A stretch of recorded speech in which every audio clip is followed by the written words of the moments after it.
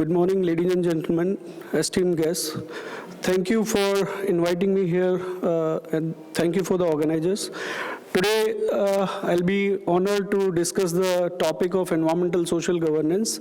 First of all, I'd like to introduce myself. I am part of my sustainability team who is sitting here. Dr. Titia is the Chief of Sustainability. Ahmed, the Energy and Carbon Specialist.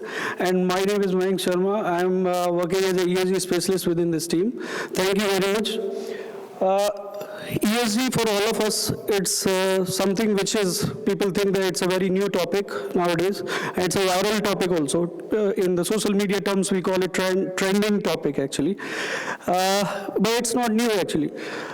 We have sustainability in the house or in the business functions we are managing since long, but nowadays because of the financial requirements from Ministry of Finance and the banking and the asset management industry, they talk a lot about ESG. What exactly ESG for us? I'll briefly introduce about it, what we are exactly doing in terms of in our business, in our function, and from Taka Water Solutions. ESG is just not a checklist for us. It's something about the efforts of the team. We are enjoying that sustainable growth. After many efforts we make in 360-degree approach. Nowadays, I would like to share one example also for that. When we go to a car showroom and we want to buy a car, we look for a 360-degree camera. It's not only about front camera or back camera, we look for the 360-degree camera. But why that is required actually? Even though we have the required skills, we have all sort of competency, and we have cleared the test also from RTA and authorities. Still we need that 360-degree camera. So that camera in the business is ESG, environmental social governance, through which we are measuring the sustainability performance of the business. So it's not only about one matrix of net zero emissions or energy or something like that. It's about more than 20 topics for us from environmental side. We care about the environment. We talk about the environmental protection. We talk about the conservation of the natural resources. And at the same time, we talk about the social aspects and governance aspects also. And one of the great example of that I want to share with you all. In my sustainability team, we are following fully that gender diversity. Our chief of sustainability is woman. We are different nationalities within the team. And in the business also, we follow the same concept. This is our business profile. We are Taka Water Solutions. We are working for wastewater collection, treatment, and reuse that water. Yesterday, our director, Mr. Mohammed Al-Janebi, was explaining about the whole portfolio and the business. It's the same thing what we are, seeing on the screen. Coming back to today's agenda, so this is the agenda. I'll be discussing about our ESG structure, basically what landscape or architecture we have in our business, what framework we are following for ESG, environmental social governance. We have our own roadmap and the plan for next 5 years, which is comprising of all the 19 or 20 different materiality topics or ESG matrices. We have our own standalone ESG policy, a strategy, and there is an implementation plan also for that. Okay, and after that I'll be sharing some of the wonderful results which we achieved recently in terms of ESG and certain recognition and awards also. If you see this structure of the governance in our organization, we follow the standards and the local regulatory requirements also. If you see here, like ADX, Abu Dhabi Stock Exchange or Securities Exchange, they ask, even though we are not publicly listed company, but still we map our business in terms of the organizational structure or governance structure. We have our own board, then sustainability committee, and then sustainability department. And for the whole structure, we have responsibility charters where we include what is the responsibility and accountability for the individuals at the execution level, at sustainability committee level, and the governance in the terms of board of directors. And in the sides, you can see the portfolio of the different committee members of the sustainability committee, and we have the sustainability department. As I said to you, our most of the team members are here actually. This is our vision and mission statement, where you see we align ourselves with the recent sustainable development goals and applicable goals, and the circular economy principles which we follow nowadays in. So in the mission statement, if you'll see, we talk about the circular economy as we are reusing the recycled water. As we discussed yesterday, 80% of the recycled water is being used. If you see all the core values from our business, we aligned ourselves with the applicable sustainable development goals from United Nations. So if you see the transparency, responsibility, collaborativeness, impactful, pioneering, it's all we try to link ourselves with the United Nations Sustainable Development Goals. If you see, as a nation, UAE, when we submit our sustainability report for the whole country to the United Nations, we follow the blueprint of Sustainable Development Goals, those 17 goals. So similarly, we also try to maximize our efforts to align ourselves with the UAE's national agenda in terms of sustainable development goals. So you can see that in our core values, actually. This is our ESG roadmap. We started in 2021. We consider this as our baseline efforts for ESG, and this is the roadmap till 2026. We established a particular team, established the committee, their roles and responsibilities. We do have a monitoring program. We have our own policy for ESG. We implement that policy. We do have our standard operating procedures in terms of energy, waste, water, social.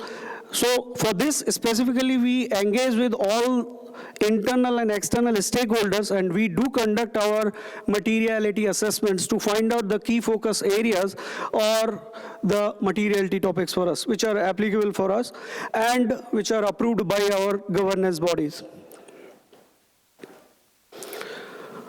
This is our mandate for the whole sustainability department. If you see, we categorized into 3 categories: sustainability, ESG, and CSR. So in the sustainability part, in the environmental side, we see energy, waste, water, and carbon emissions. So we have multiple efforts related to that, and these are our key materiality topics as well from the materiality matrix for us. Then we have ESG, environmental social governance, where we cover all the scoring, ratings, reporting, transparency in reporting, audits, assurance, verification, validation, everything is covered in this.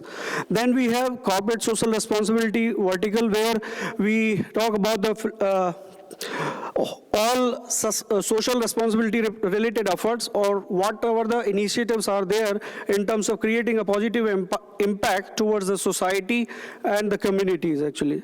So we have multiple volunteering hours from the whole team, and we execute those initiatives throughout the year. This is a particular dashboard, or you can see our scorecard, where this is the particular achievements we have so far, and where we not only cover the emission or energy part, where we apply the whole 360-degree camera approach, that and also we try to align ourselves with the whole sustainable development goals as well. Okay, so you can see here energy and water management, waste management, GHG management, customer and community services. So these are some of the 19 or 20 materiality topics for us, actually. This is the ESG rating, which was done by the external audit.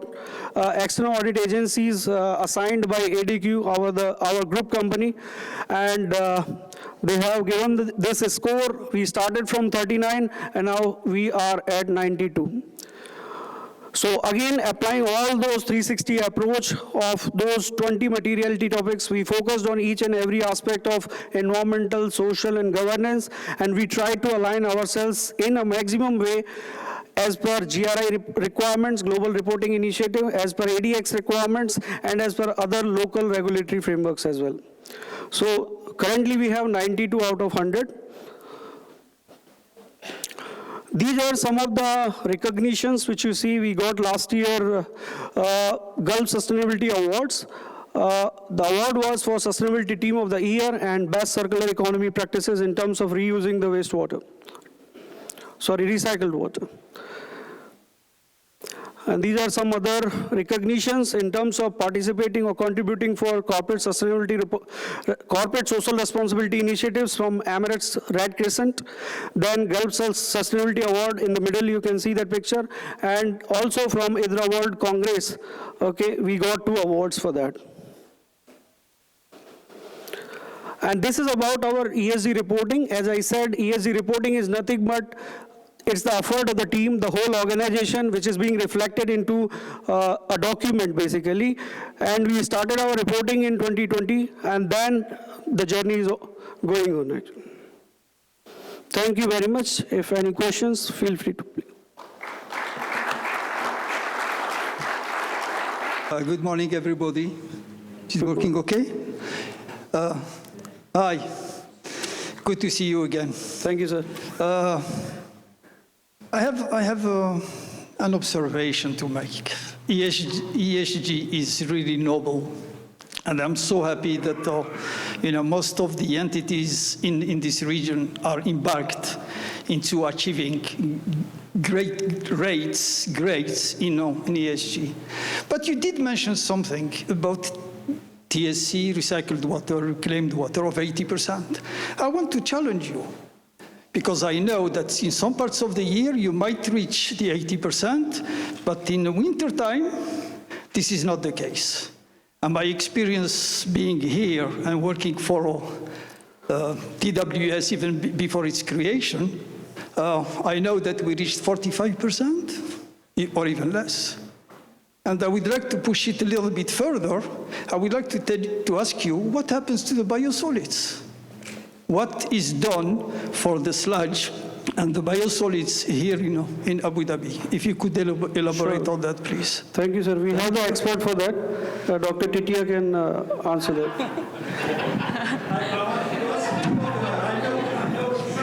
I'll give you a better expert for that. Yeah, okay, I will answer this. The 80% was actually achieved in 2023 in August, 1 month. So on average in this year, we had a utilization of 71% over the whole year. And the remainder is still going into the Gulf, unfortunately. But our efforts are focusing on 100% utilization throughout the year. So you have to design, on the winter situation, and you have to top up in summer with something else, another source. So biosolids, another topic, a hot topic. Also, it's in our mandate that we have to do recycling of the biosolids, but currently they're going to the landfill because we cannot meet the criteria for unrestricted use. Currently, some of the heavy metals are high. In Abu Dhabi, also salinity is high. So if you would put it to plants, they would not like it very much. So you will have to put additional treatment if you would, want to use it for biosolids for fertilization. So you have to either mix in, do another treatment to kill off all the pathogens. But our current direction for the biosolids is to use it as a biofuel. This is our short to medium term solution, and to actually recover the energy from it. Our longer solution is to go through more innovation, either like biocrude, like we saw yesterday in Qatar, Veolia example, or biochar, or even something else that we don't know yet is going to come up. But this is all innovation stage, and we need to go and move now. So we're chosen something that the framework is ready for and that we can have a full control. We're going to be utilizing this energy ourselves, so we have the end user. And this is the way forward for now. Thank you, Dr. Tayyip. Thank you, sir. Thank you, Dr. Titia.